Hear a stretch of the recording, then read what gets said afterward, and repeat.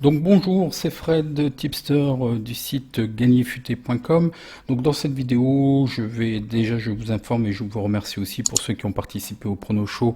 Vous avez un best-of qui est un petit peu long, mais j'ai pas pu couper. Il y a énormément de cadeaux qui ont été gagnés puisque c'était la fin de l'anniversaire. Donc il y a beaucoup qui n'ont pas encore réclamé et que je n'ai pas pu identifier sur l'ensemble du mois.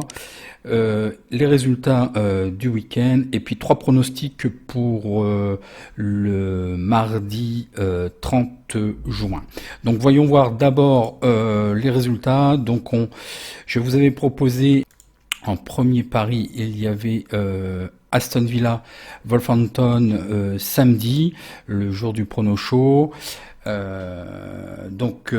un résultat conforme, hein, un pari gagnant. Wolverhampton a gagné. C'est vrai que c'était un petit peu poussif. Certains d'entre vous m'avaient un petit peu signalé ça lors de leur dernier match. Mais bon, l'essentiel est là, ils ont gagné, c'est vrai que c'était pas extraordinaire. Paris gagnant. Pour le dimanche, je vous ai proposé deux matchs, Villarreal-Valence. Là aussi, c'est un pari gagnant. Villarreal a très bien joué. Ils ont gagné 2-0, donc c'est parfait pour nous.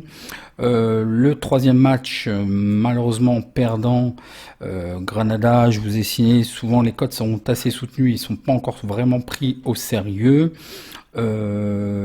Effectivement, Eibar a marqué très très vite. Ils ont jamais su vraiment revenir. C'était quand même un petit peu un autre visage de Granada, de Grenade. Effectivement, ça reflète pas ce que j'avais vu précédemment. J'attendais beaucoup mieux. À surveiller quand même. Est-ce que c'est un fait sur ce coup-là? Parce qu'ils sont quand même assez réguliers quand même. Donc là, ça fait quand même à domicile deux matchs perdus. Attention que ça rentre pas dans une série. Je vais pas l'enlever tout de suite de mes tablettes. Je vais surveiller cette équipe, hein. Voyons voir pour aujourd'hui les matchs. Donc lundi, pour lundi, je vous ai rien proposé. Et puis pour mardi, je vous propose trois matchs.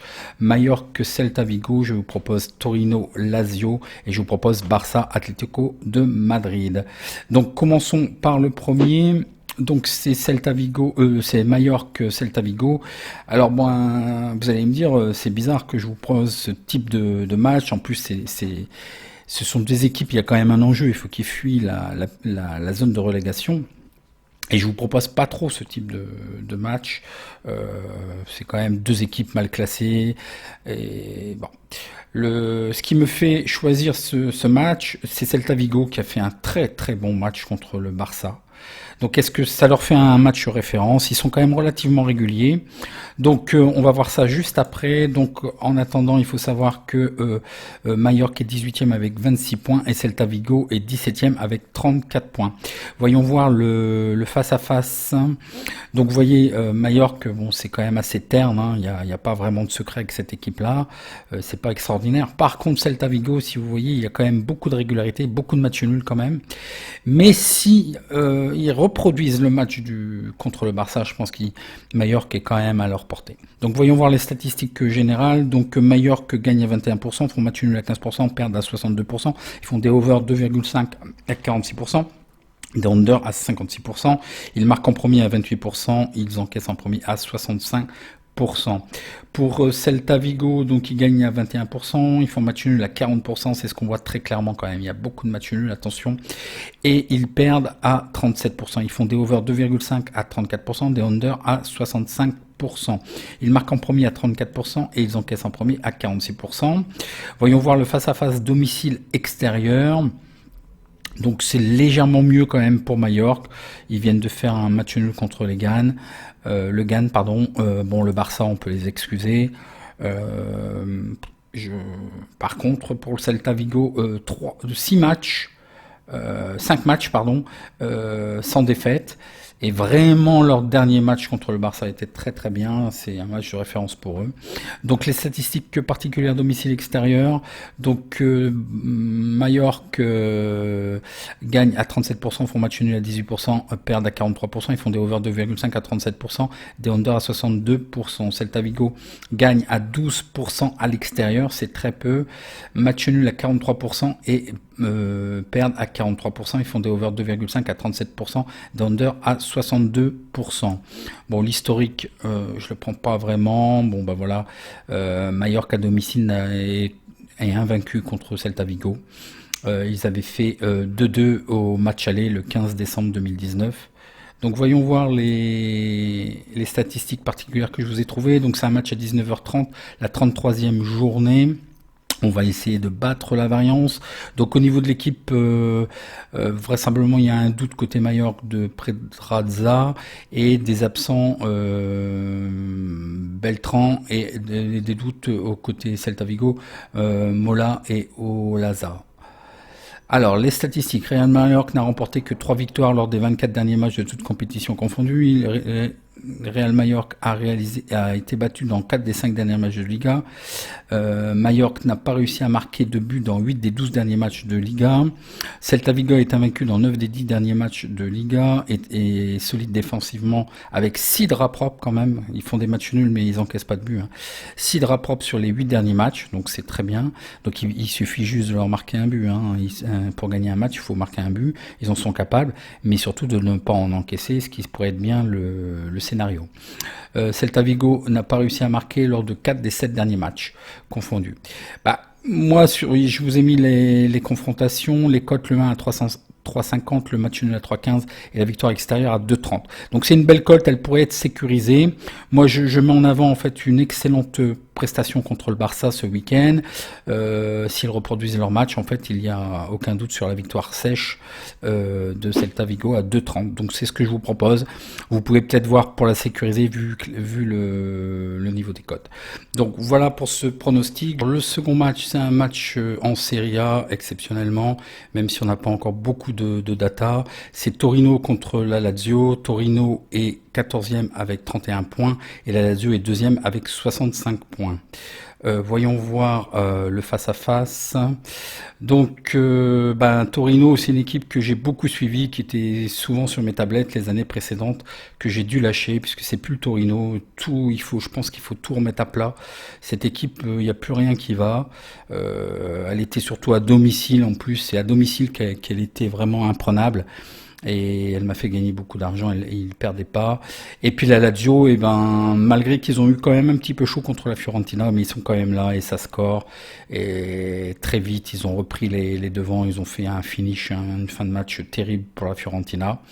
Donc voyons voir les statistiques générales. Donc Torino gagne à 32%, font match nul à 14%, perdent à 53%. Ils font des over 2,5 à 60%, 39% de under. Ils marquent en premier à 46%, ils encaissent en premier à 50%. La Lazio gagne à 71%, font match nul à 17%, perdent à 10%. Ils font des over 2,5 à 71%, des under à 28%. Ils marquent en premier à 57% et ils encaissent en premier à 37%. Voyons voir le face-à-face domicile extérieur. Donc Torino reste invaincu sur les 2 derniers matchs, sauf que c'est pas extraordinaire quand même non plus pour Udinese, ils sont dans le même bain. Bon, ils ont réussi quand même contre Parme de faire match nul. Bon, la mise à part contre l'Atalanta, mais justement, c'est les 2 équipes que j'apprécie parce qu'ils ont des jeux spectaculaires portés sur l'avant. Il y a beaucoup de buts et effectivement, bon, ils ont perdu 3-2, mais bon, c'était quand même un très beau match. Donc, voyons voir à domicile. Torino gagne à 35%, font match nul à 21%, perdent à 42%, des over 2,5 à 57%, des under à 42%. La Lazio gagne à 61%, font match nul à 15%, perdent à 23%. Ils font des over 2,5 à 76%, des under à 23%. L'historique, une certaine alternance. La Lazio avait gagné à domicile 4-0, donc Torino, je ne sais pas s'ils vont avoir un petit peu d'amour-propre pour reprendre ce score. Voyons voir les statistiques particulières. Donc c'est la 29e journée. À 19h30, on va essayer de battre la variance. Donc au niveau de Torino, au niveau de l'effectif, les absences de Zaza pour des problèmes musculaires, Baselli, saison terminée, et retour de Verdi vraisemblablement. Pour la Lazio, il y a beaucoup d'incertains. La feuille de match probable est un petit peu difficile à établir. Il y a beaucoup trop d'incertitudes au niveau de blessés, de doutes, de retour ou pas. Alors, les statistiques. Torino a été battu dans 7 des 9 derniers matchs de Serie A. Lors des 9 derniers matchs de Serie A, Torino n'a enregistré qu'une seule victoire. Torino a un mauvais bilan de 4 défaites par 2 buts et plus lors des 8 derniers matchs, a concédé au moins 2 buts dans 6 des 9 derniers matchs. Torino a concédé 1,64 buts par match à domicile, c'est énorme. La Lazio a remporté 17 des 20 derniers matchs. La Lazio n'a pas été battue lors de 19 des 20 derniers matchs en Serie A. Les deux équipes ont marqué dans 9 des 10 derniers matchs à l'extérieur de la Lazio en Serie A. Lors de 13 des 16 derniers matchs à l'extérieur de la Lazio en Serie A, il y a eu plus 2,5 buts de marqués. La Lazio a marqué un ou plus ou plusieurs buts dans ses 12 dernières rencontres consécutives contre le Torino. Les cotes, alors l'historique, les cotes, le 1 à 4,60, le match nul à 3,80, la victoire extérieure de 1,82. Et là aussi, je vous propose un pari. Oui, je suis désolé, j'aimais bien cette équipe. Pas en tant que supporter, mais j'aimais la suivre et c'est vrai que ils avaient toujours une bonne attitude. Sauf que là, ce n'est plus le Torino qu'on a connu des années précédentes. La Lazio doit profiter de cette faiblesse de cette équipe actuellement et on peut envisager une victoire sèche de 2. Donc sur le 2 à une cote de 1,82. Donc c'est ce que je vous propose, la Lazio, victoire de la Lazio. 1,82. Donc voyons voir tout de suite le prochain pronostic. Le match, certainement une belle affiche de la soirée. Ça va pas être forcément formidable au niveau spectacle. Je pense que ça va être assez bloqué. Hein. C'est un peu le jeu aussi de l'Atlético. Barça, ils sont pas toujours, ils ont frisé la correctionnelle, mais on va voir ça. Donc le Barça est deuxième avec 69 points. L'Atlético de Madrid est troisième avec 58 points. Voyons voir le face-à-face. Donc une très belle régularité sur ces deux effectifs, sauf qu'effectivement ils ont frisé la correctionnelle contre le Celta Vigo. Et c'était pas formidable non plus contre Bilbao. Hein. C'était vraiment. Et avant ça, ils ont fait match nul à Séville. L'Atlético de Madrid, malgré tout, ils sont sur 4 victoires d'affilée. Hein. Donc attention. Donc les statistiques générales, le Barça gagne à 65%, match nul à 18%, perd à 15%. Ils font des over 2,5 à 62%, des under à 37%. Ils marquent en premier à 62%. Ils encaissent en premier à 31%. Pour ce qui est de l'Atlético de Madrid, ils gagnent à 46%, ils font match nul à 40% et perdent à 12%. Ils font des over 2,5 à 28%, des under 2,5 à 71%. Ils marquent en premier à 50% et ils encaissent en premier à 31%. Voyons voir le face-à-face domicile-extérieur. Donc magnifique pour le Barça, mais je trouve que depuis ces 2-3 matchs, c'est quand même limite, c'est poussif quand même. Bon, ça, ils vont être là, ils vont monter en puissance, le Barça et le Barça. Hein. Bon, l'Atlético de Madrid aussi, hein, une très belle régularité, il reste sur 2 victoires. Donc le Barça à domicile gagne 93%, ils font match nul à 6%. Ils n'ont toujours pas perdu à domicile. Ils font des over 2,5 à 68%, des under à 31%. Pour ce qui est de l'Atlético de Madrid, ils gagnent à 31%, match nul à 50% et ils perdent à 18% à l'extérieur. Ils font des over 2,5 à 18%, des under à 81%. Donc l'historique nous dit que la dernière confrontation, le Barça était allé gagner à l'Atlético de Madrid 1-0. Sinon, ça fait combien 3, 4, 5, 6, 7, 8, 9, 10, 11, 12, 13 matchs que l'Atlético de Madrid n'a pas gagné au Barcelone. Donc voyons voir les statistiques générales que je vous propose. Alors, sur le match Barça-Atlético de Madrid à 22h, hein, c'est la 33e journée, on va essayer de battre la variance.